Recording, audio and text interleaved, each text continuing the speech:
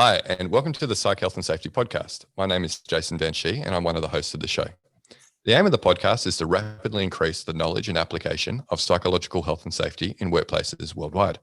To help with this, we have regular guests from around the world who are leading the way in this important area. But before I introduce our guest and topic for today, allow me to introduce my co-host, Joelle Mitchell. How are you today, Joelle? I'm impressed, Jason. I've been listening to you talking to investors for most of the day, so I have a new appreciation for what it's like to be a founder, and it's not something that I have any interest in doing. It's not my favorite part of the job, let me tell you that. I prefer to get on with things, but it's a necessary evil to make sure that we have the capital to do what we need to do. Yes. Yep, you got put through the ringer a little bit. So, better you than me. Yes, thank you for your empathy, Joelle.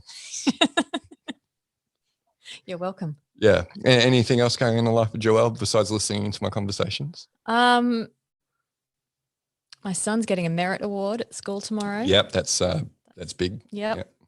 No, nothing. My life's comparatively stable at the moment. That's actually really positive for you, Joelle. It is for me, yeah, just that's to have amazing. Nothing of significance to comment on. Yeah, we're talking about going from -10 to like +5, which is probably pretty good. Yeah. Or even a 0 would be good. A 0, yeah. just neutral. Yeah, nice. Well, great to hear, Joelle, that things are looking up, even though they're kind of neutral at the moment. But let's introduce our guest, hey? Yes. Okay, so she's based in the UK and has almost 30 years of risk management experience across a variety of blue chip, SME and public sector organisations. Highly respected in the field of health and safety, she was elected to IOSH President-Elect at the end of 2020. Welcome to the podcast, Louise Hosking. Hi, thank you so much for having me. It's great to be here. No, great to have you. Again, you're one of the more difficult people to schedule on, but I believe now you'll talk to anyone. You were just saying before that you're on 6 podcasts this week or something. Yeah, so I think for some reason it's been kind of podcast week, which is fantastic. But we were just saying that these days you can connect with anybody on LinkedIn. So, it's just great to have made that connection and to be here. So thank you for the invitation. Yeah, no, thank you. Yeah, we're definitely pleased to have you on. What we like to ask our guests first up is what are their favourite podcasts? So what are you listening to, Louise?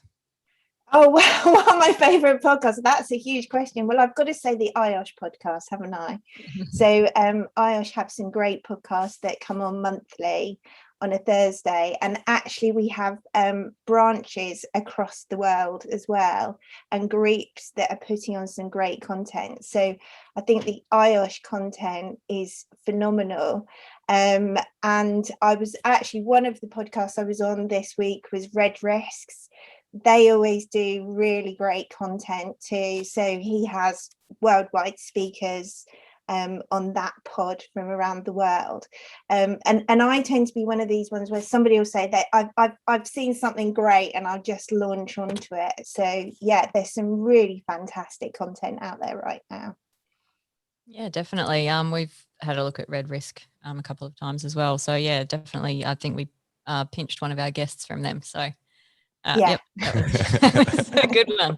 All right, look, you're in a very interesting role now. Can you tell us about your professional career and sort of how you got to where you are? Yeah, I mean, professionally, I actually began my career as an environmental health officer. So I worked for a local authority. I was a regulator. I quite liked going to court, actually. So I was quite a mean, I used the powers that I had as an environmental health officer. So that was great.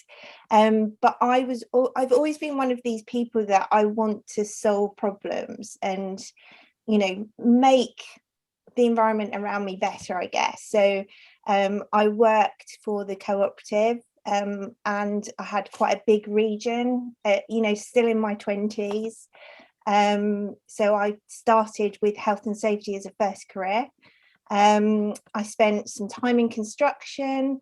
I've been head of health and safety for property management consultancy Savills, and I'm now a consultant, so which is great because I get to meet all sorts of people in a variety of sectors, and it enables me to do all the volunteering that I'm doing for IOSH as well. So I guess I've reached that point in my career where it's really important for me to give back to the profession, and support those that are coming on behind us to learn the lessons that we've learned and to give back. And I really want to retire one day, which would be great. Thank you for that, Louise. That was a very succinct summary of probably what's a fairly detailed and lengthy career, but it sounds like you've got some fairly diverse experience there that should serve you well in this capacity. Yeah, 29 years condensed into less than a minute, I think. So that's pretty impressive. Very impressive. Yeah, so, I mean, I was going to say that, you know, in terms of my IOSH career, that's been very much about, you know, giving back. And I think for those of us that are, you know, at that stage, particularly right now, I think it's really important to support those that are coming up behind us. And we can do that through, you know, IOSH or through professional organisations around the world. yeah, well, that's not a bad segue, actually, because you'll find that a lot of our listeners are from the health and safety profession, and obviously would be very familiar with IOSH, but we have others from the areas of psychology or, you know, HR and people and culture that probably aren't. So maybe, imagine I've never heard of IOSH before, so maybe you can let us know who they are and what is your role at IOSH. Yeah. So IOSH is a membership organisation. We represent health and safety professionals around the world. We've got members in well over 130 countries, and I think so President Jimmy Quinn and I are constantly saying, how many have we got at the moment? And I think it is touching 48,000 members around the world. Wow. So it is the largest membership organisation for health and safety.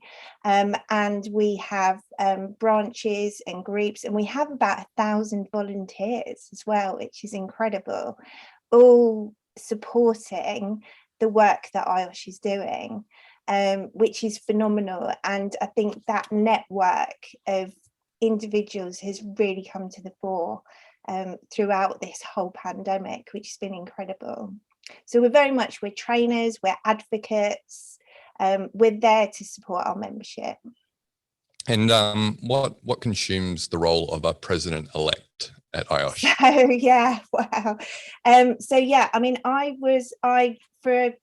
I've actually only just stepped down from being a branch chair. So I applied to become a vice president 3.5 years ago, which I was eligible to do as a branch chair. And that gave me a role on IOSH Council, which is a body that represents members' views within IOSH. And I was elected President-Elect last year, and my role this year is very much preparing me for the role of President, which I will step into in November of this year, and you know, learning from our current President Jimmy Quinn, supporting his role and doing these kind of things. So talking about health and safety. I'm also vice chair of council as well, so there's a whole governance piece that's tied up in the role, so it certainly keeps me busy. Yeah, sounds like it. So from what I've seen, it looks like IOSH has been doing quite a lot of work in the areas of psychosocial risk and workplace mental health. Would you like to tell us a bit about that? Yeah, absolutely. So one of the phenomenal pieces that IOSH does, and I think it kind of does stand out from other membership organisations, is that it actually has it funds research, which is fantastic. So there's been some great research that IOSH has actually undertaken even before the pandemic around psychosocial risk and health, and I'd advocate anybody, it's all freely downloadable. We did I'm going to wave some. I actually do have some hard copies of this one, which is the white paper that was published with Management Today, really worth having a look at. and I'm sure we'll sort of delve into some of the topics around prevention first techniques in respect of that. And that really looked at, you know, having mental health first aiders within organisations and were they effective. We've looked at return to work as well, so that's been an area of research, and there's guidance on the website about that, because obviously if people have suffered from mental health illness and they're coming back into the workplace, that can take some adjustments. So there's some really great guidance on the website around that. And there's a whole plethora of pages around COVID-19 and returning to work, because we know, you know, all of us are here today because we know that, you know, we're not just going to lose people from the pandemic. We're going to lose people through, you know, because of their psychological health as well. So there's a whole load of resources. There's also some great climate tools on the website. So I'm sure we'll delve into that today, is how you know, where does a health and safety professional start in terms of looking at an organisation? And there's tools on the website that will help in that regard as well. Fantastic. And have you got anything sort of underway that's in the works but not published yet? I can't tell you that. Sounds a big yes to me. Yeah, I mean, in terms of what we're doing, sort of IOSH is all around work 2022, and we've got 6 key pillars within IOSH. Mental health wellness has always been within there. Jimmy Quinn, our current president, it's one of his themes for his presidential year. And I think that theme will, you know, we very much work closely together. So as my presidential year comes through, I'm anticipating that I will start, I'm really interested in how we create organizational psychological safety. So how do we, you know, advise and support organizations and businesses to create an environment that is psychologically safe? So that will probably evolve into my year. And the other piece that one of the other core pillars for IOSH, which we'll see coming through over the coming year, is going to be around human capital, which we're all talking about as well. So that's a key. It's always been one of the 6 key pillars, but it's going to be a pillar that IOSH pushes forward, and that's all about putting our people first. So if we put our people first, you know, everything else should come around it, and you know, we get that balance of people, profits, and we have balance in our organizations, and we can start to manage that psychological risk within our businesses. Yeah, but there's definitely a the two are really intertwined, aren't they? Mm-hmm. Psychological health and safety and human capital. You sort of you can't have human capital without a healthy workforce. Yeah, I think I mean, one of the things I always say, if you Google human capital, you know, it does pick up health, wellness, you know, those kind of terms that we talk about in terms of psychological safety, but it doesn't always pick up health and safety. Mm-hmm. So I think that, you know, we were talking earlier, there's that, you know, is this part of a health and safety professional's remit, or is it HR? I think within the human capital sphere, it's always been there in terms of psychological health, that the health and safety element hasn't. And for me, you can't separate the two. Yeah, no, I totally agree with that. And it's really interesting what's happening in the UK. Obviously, you've had a much longer period of lockdown than what we have in Australia. We've been relatively unscathed by the pandemic. Very fortunate here. But even before the pandemic, right, with the latest data from the labour force survey that the HSC published, if we look at all of non-fatal injuries and illnesses, work-related stress, anxiety, depression account for a large percentage of those, right? Yeah, huge percentage. That became the number one reason for people to be off work from a health-related condition. So it actually took over MSDs. So we already knew we were going, we were facing an issue even before the pandemic. And now that we're where we are, that's just been exacerbated. So, we have an issue on our hands. I think, it's like everything, isn't it? It's putting the H into health and safety, is putting the health back into it.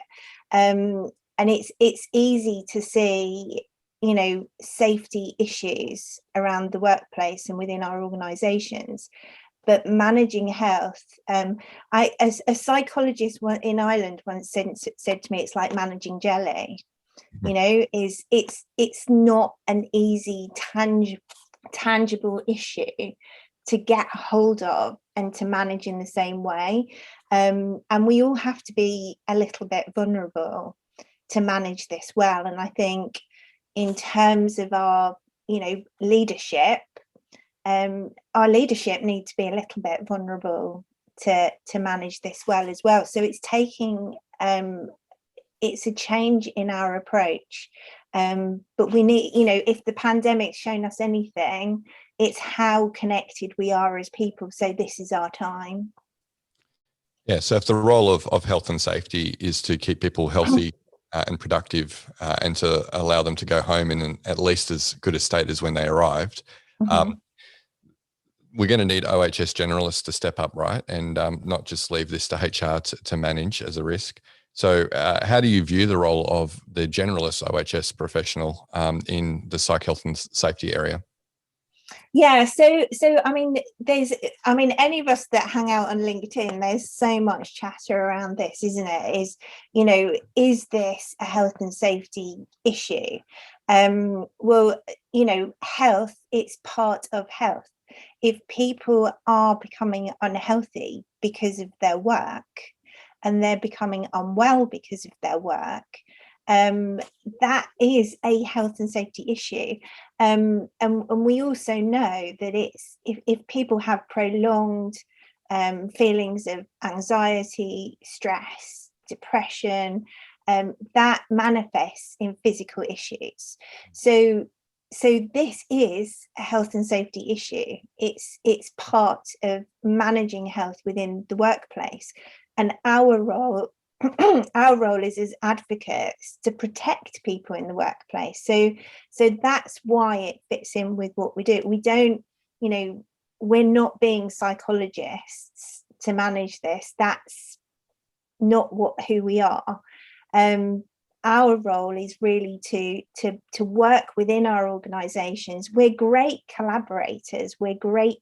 Be great facilitators to actually work with our HR colleagues to manage this through organizations. But it absolutely is a hugely important aspect of what we're all going to be looking at and managing, I think, in the coming years. It's going to change and switch our roles around, I think.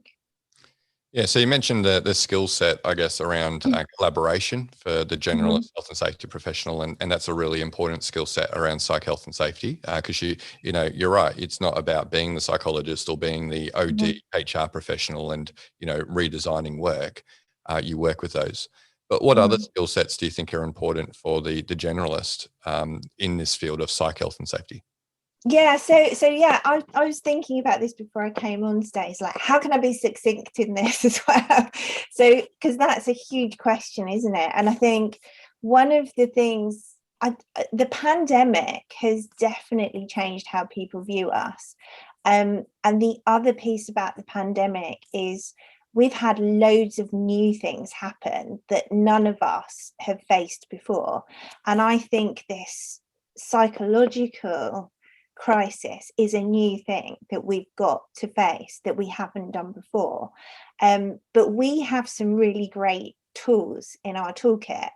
And part of those tools are our ability to manage risk really well.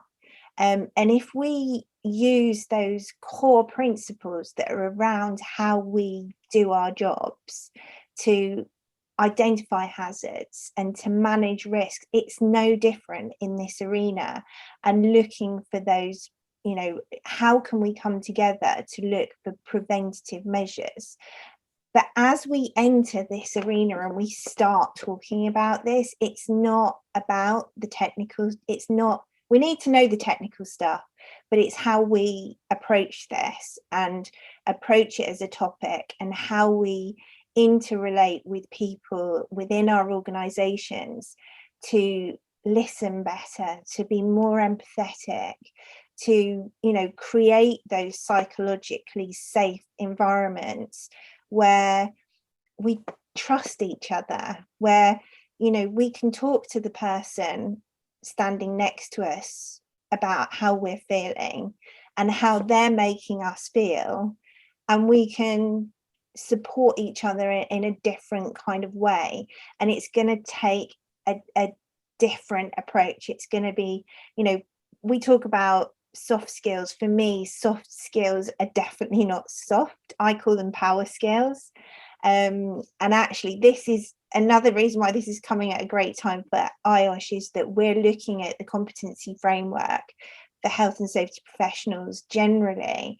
And these power skills, as I'm calling them, a really core part of how the modern health and safety professional will start to adapt for the future.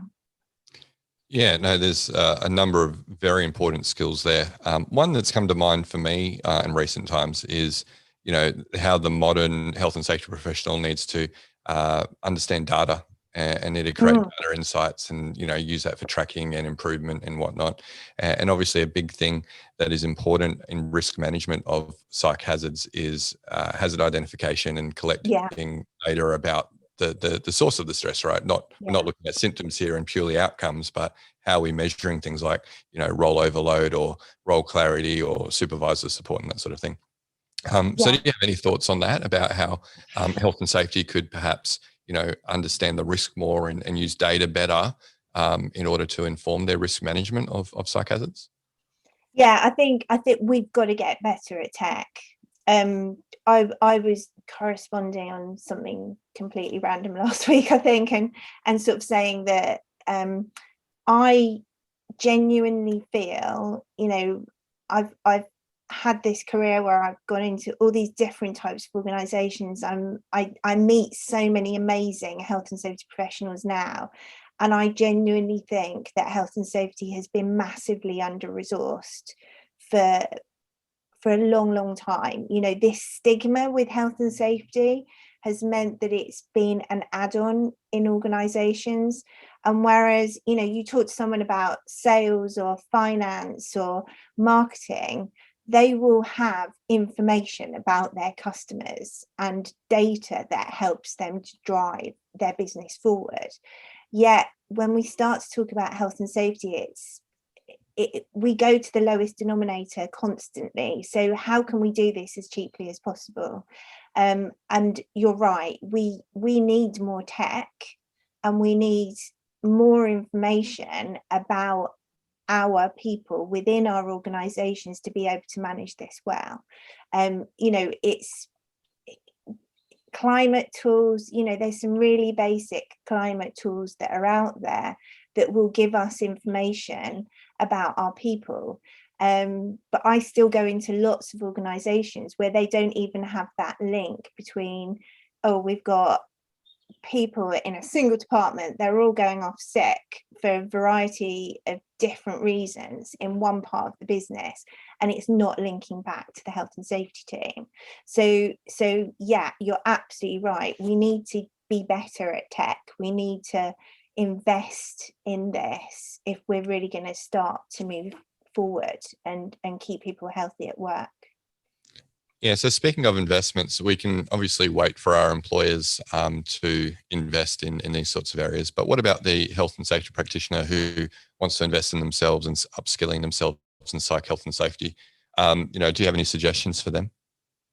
Yeah, well, I mean, just as we were talking, I mean, there's so much information at the moment. So I think, yeah, listen to a good podcast like this. So, it's definitely going to teach you. I think We like this one, Joel. We do. Yeah. So, listen to pods. There's so much great information out there. I mean, we've never had a period of time where all of these great speakers are out there and talking about their work and informing and supporting other people. So I think for me, that's been a great source of information because I've been able to access people and have conversations about this. So definitely that's been a huge support. I think the other investment to make is potentially in your power skills, in your soft skills. So, I always talk about mentoring, have a mentor, be a mentor, invest in your own personal development as well. Understand more about business, understand more about, what drive, you opened by talking about leadership, and if you're running an organization, there's very different pulls on your priorities that people often don't see what leaders do on a day-to-day basis. And perhaps we'll talk about their psychological health as well.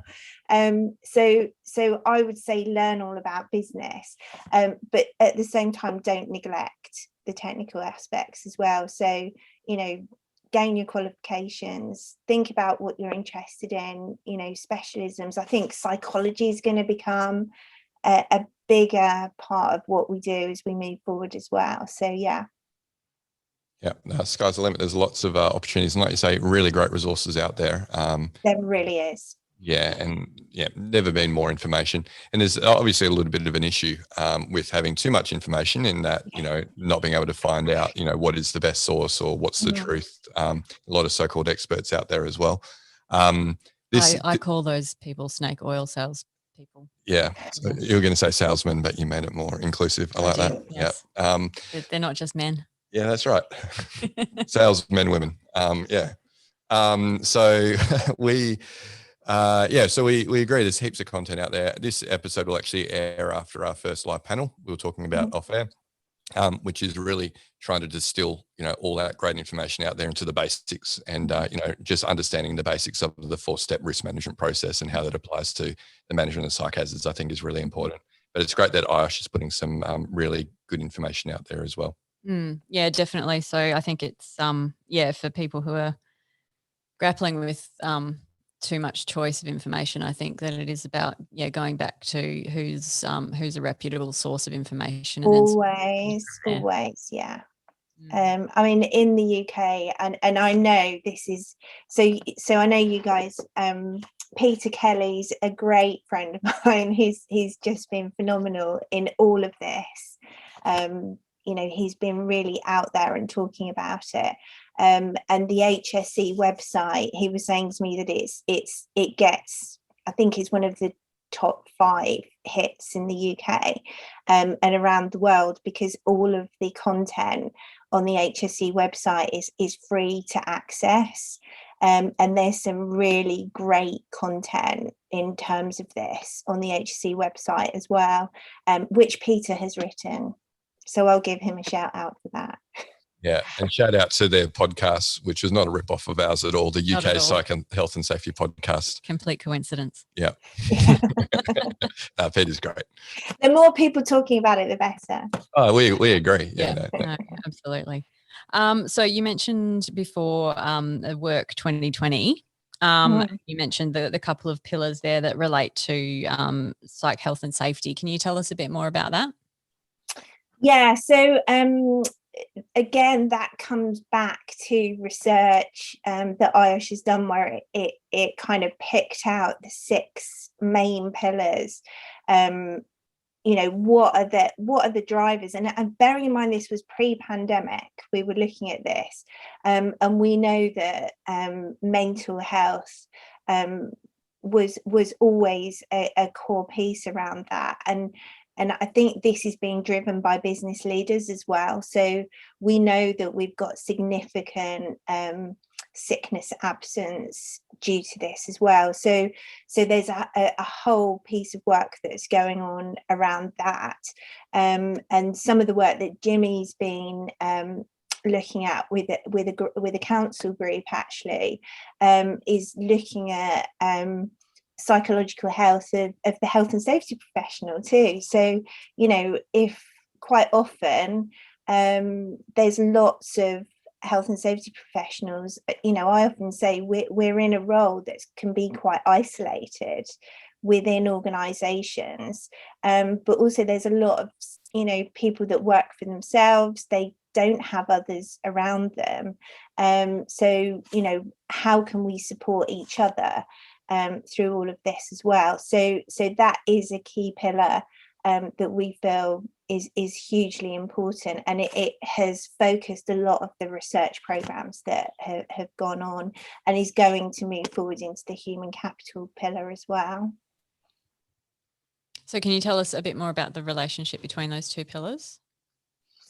Yeah, I mean, for me, it's human capital. You Google it, it will talk about health, wellness, all of those pieces, and it's basically tied in with so we've been looking at the UN sustainability goals include a number of health and safety issues as well, and it all around health and all around people. And we know that if we can invest in our people and support our people from a prevention first angle, which is absolutely what we advocate in IOSH, we're going to support our people, and those businesses will become more sustainable into the future when we focus on building our people, training our people.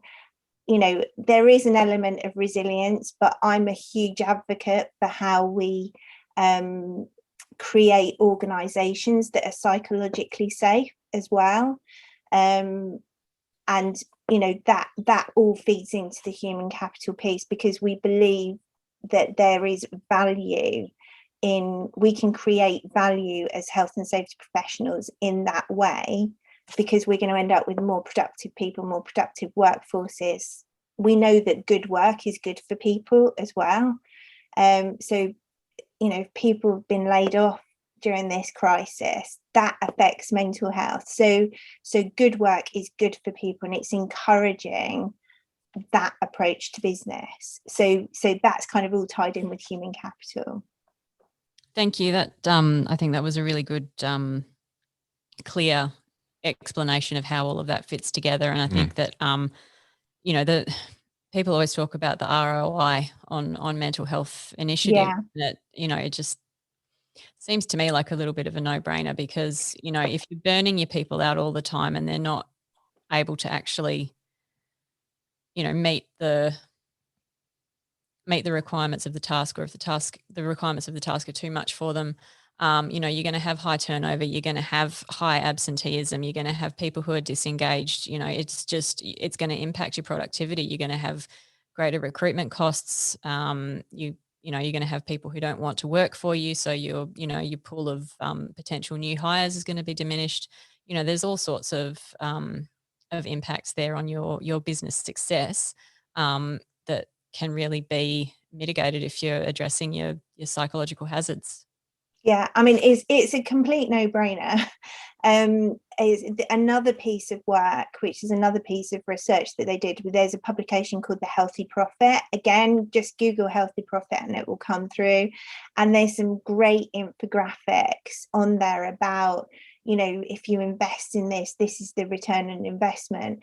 But I would caveat that with saying that has been created around much larger organisations. And the conversation about return on investment is a really interesting one, because there is a return on investment from getting this right. But I want to turn the conversation around and say we add value to organisations by creating those, by putting good health and by putting our people first. So let's look at it as a value, rather than constantly trying to calculate what is this return on investment, because that's a really difficult thing to do in terms of the work that we do.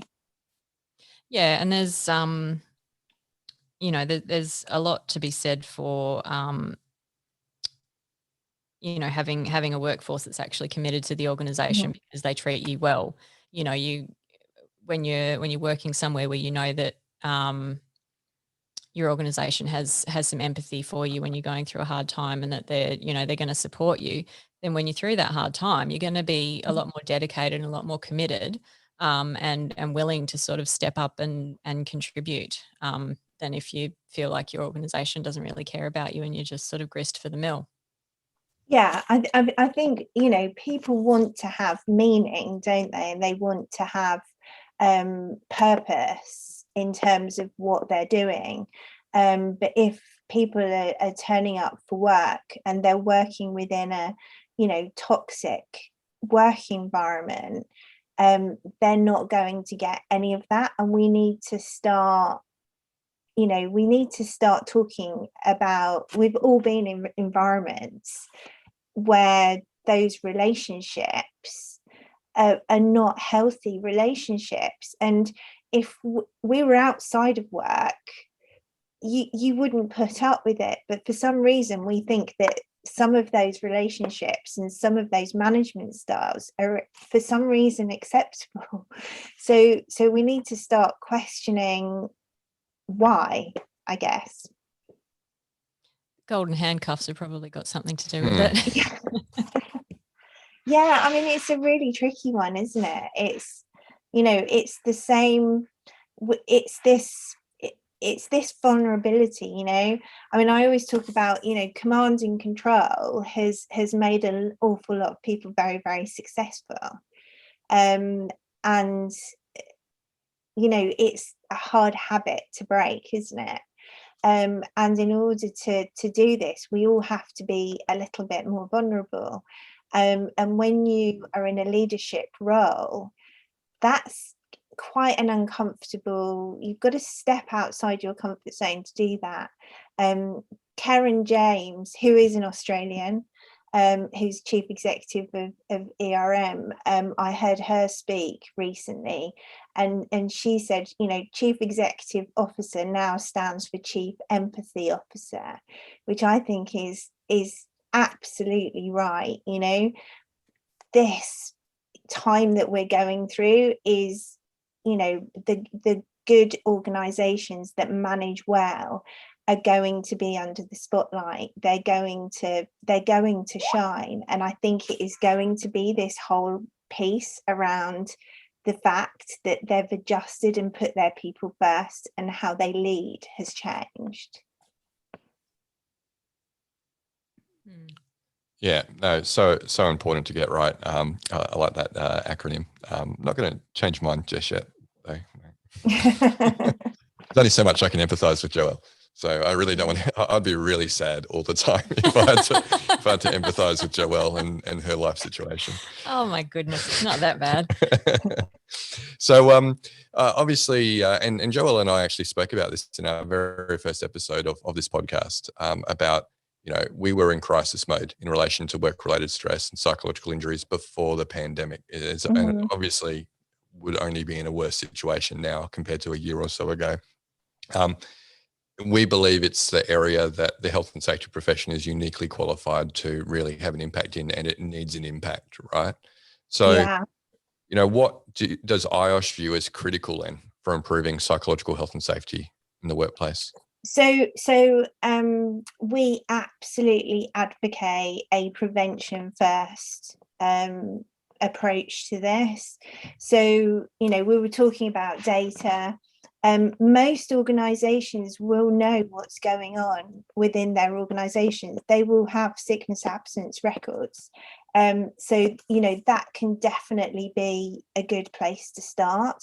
But another really good place to start is just talking to people, just having conversations about this, and having conversations about, honest conversations about work. So it's the core fundamentals around this are around, which I'm sure you guys have discussed all the time, is demands, control, support, relationships, role, and change. And so if we start having, if we look at those as core principles and break that down and have open, honest conversations with people within the workplace, if it was anything else, if we were faced with a complex issue in respect of physical health and safety, which involved a lot of people and a lot of components, we'd get together a focus group, wouldn't we? We'd say, what's the best way to change and adapt to this? And talking about this is no different, but we're all a little bit afraid, and we're all little bit nervous about it. And we've got to break down those barriers, and we've got to break down the stigma attached to it. And just things like this, just talking about it, starts to do that. So I think having those honest conversations. I love the HSE talking toolkit. This is another one that I have on my desk, you see. So, the HSE talking toolkit, completely free to download, and it just helps you to start to have those conversations. And I think that's where the health and safety professional needs to start. And if they build a risk assessment approach around that, they will start to formulate that prevention first technique. Because if you talk to anybody in the workplace about what's causing them pressure, they're going to give you, the information they're going to give you back is probably going to be around leadership and management, and, feeling like, there's this person in the department who just works in a really different way to me. And the way that they speak to me, it makes me feel uncomfortable. It makes, it's building pressure.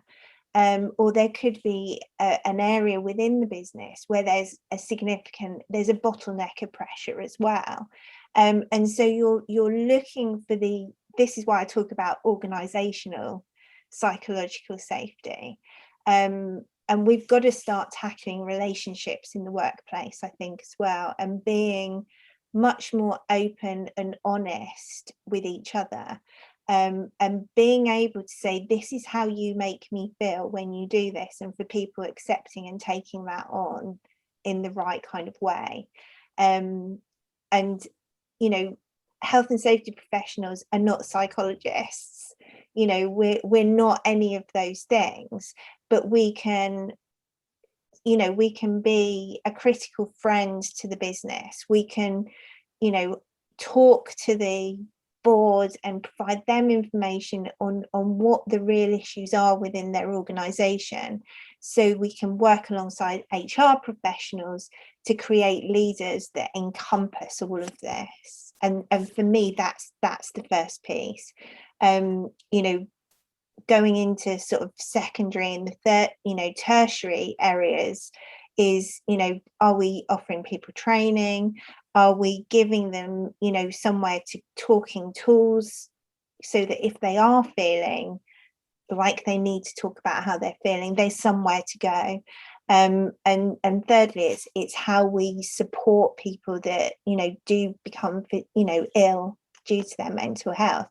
But we have to look at the organizational pieces first. That's absolutely critical. And I think we're really well placed to do that. We do that in other aspects of health and safety. We just need to adapt to this now. Yeah. So what do you think is preventing it then? I mean, often this is seen as HR's portfolio, right?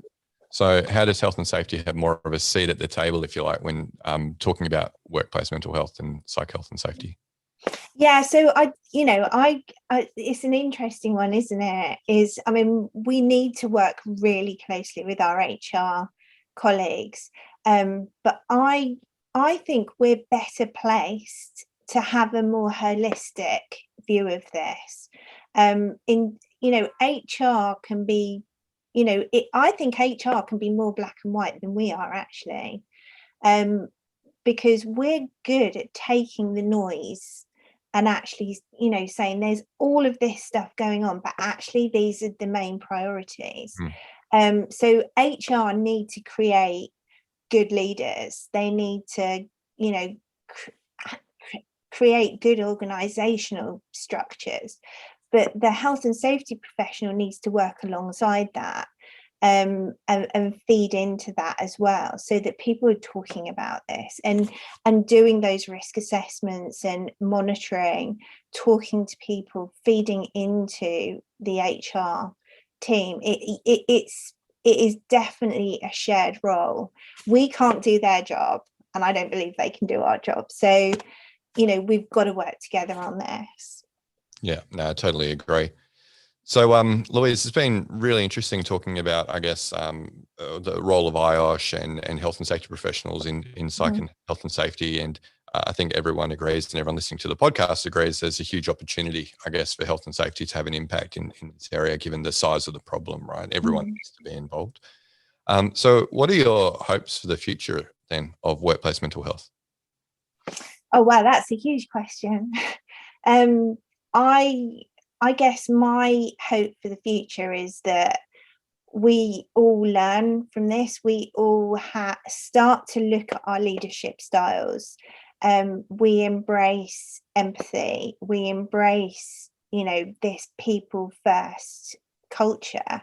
And we start to create these environments. If we can create these psychologically safe organizations where people trust each other, do you know something? For me, that's the core of everything that we do. Because if we can create psychological safety in our organizations and real trust, when there is a safety issue of any kind, somebody's going to come up and say, this isn't right. I don't feel comfortable about this. That gets listened to and change happens. And we create workplaces where everybody has a say, every voice is heard. It's not just the loud, shouty voice or the demanding voice. We include everybody. And I guess that's just my, that's a big hope, isn't it? Is, that we create those organizations that are also linked around the world as well. So, we can learn from each other. We can learn from developing nations in the same way that we can, learn from other countries. So that's my huge hope, is that psychological safety becomes a core element that we learn to understand, measure, and creates trust within our organizations, so that they can flourish and our people can flourish. Yeah, it can be as simple as that, though, right? You say it's big, but it's about trust and care. Yeah. Clive Lloyd actually spoke at length about that one on, I think, episode 17 of our podcast. There's a big focus of his, right? Building that trust and care in organizations. And leaders have such a big responsibility for that. They can have a massive impact on the psych hazards within their work group by, just improving their empathy, as you say, and that trust. I think so. And actually, just to sort of touch on the whole kind of leadership piece, is Jason, your conversation about what you were saying before you came into this podcast, especially when you run a small business, it's really tough and there's no rule book. And I think we need to look at how we support leaders, particularly in smaller organizations as well, who don't necessarily, you've got to do all of those things. It's just the numbers are different and there's an awful lot of pressure. And when leaders within organizations are under that pressure, our people are like a mirror to us. and they will reflect that back. So for us, we need to be strong too. So leaders need to consider their own psychological safety too. And I think there's a whole piece of work that, you know, we could look at around that too. So yeah, it goes through the whole organization. Yeah, absolutely. As a leader myself, I completely agree. And I think that there's a really big element in that leadership piece around just demonstrating care for yourself as well. You know, if you're telling your workforce that you don't want them to work excess hours and that you don't want them to be responding to emails at 2 a.m, then don't do it yourself. You know, and take your annual leave and do all of those things that you know your employees need to do to maintain their health. You need to do that yourself as well, to send them the message that it's actually okay, not only okay, but expected for them to do it. Because it's always, you know, they'll do as you do, not as you say. And that's really difficult because a lot of businesses are clinging on by their fingernails right now. Yeah. And when you run a business, you do whatever you do to allow that business to survive, because, you know, we're responsible for other people's mortgages at the end of the day. So there's definitely, I keep saying I need to write, you know, I need to sort of get my writing pen out and think about this as a topic, because you know, it is a massive challenge. And also supply chains as well. So I had, again, before the pandemic, I had a really interesting conversation with somebody who was in marketing, and they'd been, you know, their small business had been hired to run some campaign or other, and the pressure that the client was putting them under was phenomenal. And she said in the end I just left because it was just too much. So you can see these are all the type of issues we talk about as health and safety professionals around, you know, regular health and safety. So this is, I think we need to see the similarities of what we're doing generally within our workplaces and see that they're no different. So look, just when you go to write that article or however you publish it, just talk about the downside of having too much psychological safety, because I can tell you, we joke about that here at work. Joelle has no fear at all about telling me what she really thinks. You've got to be kind to each other. All right. That's a real skill though, isn't it? It's like, how do you say to somebody, this is how you're making me feel, but in a way that they can receive it? That's definitely how do you do that? There's definitely a skill.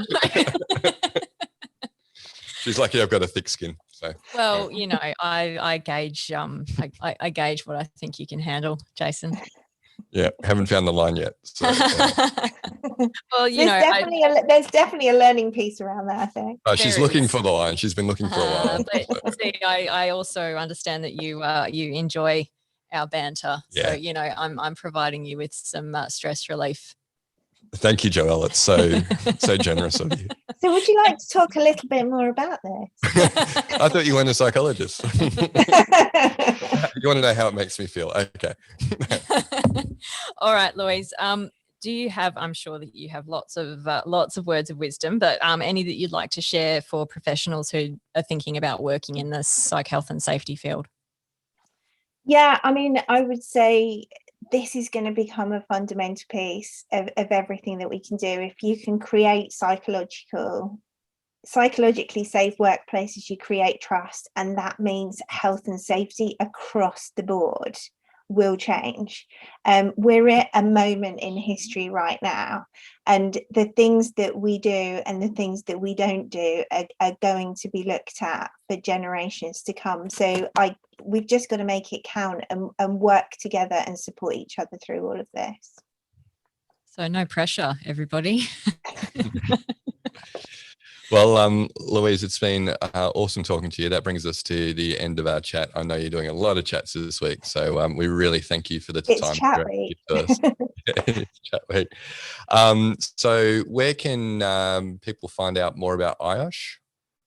Yeah, so just we're at www.iosh.com, but also any of the publications that I've mentioned, if you literally just Google them, so just Google IOSH Workplace Safety, Google IOSH Healthy Profit, it will all come up. So yeah, have a look at that. And Joel will link them in the show notes as well. Yeah, and by all means, link up with me on LinkedIn. I always say hello. Yeah, no, she's very friendly, Louise. So look, thanks so much again. And listeners, remember that we do publish these as videos on our Flourish DX YouTube page. So feel free to check out the lovely video if you prefer to do that rather than listen to the podcast. And look, if long format isn't your thing, you prefer like little 2-4 minute chunks, we do publish little video snippets on the Flourish DX LinkedIn page. So do check that out. And Joelle and I share from there as well. And we're also, like Louise, very friendly on LinkedIn. So if you want to say hi or follow us, we'd be happy to connect. So thanks again, listeners, and we'll catch you next time.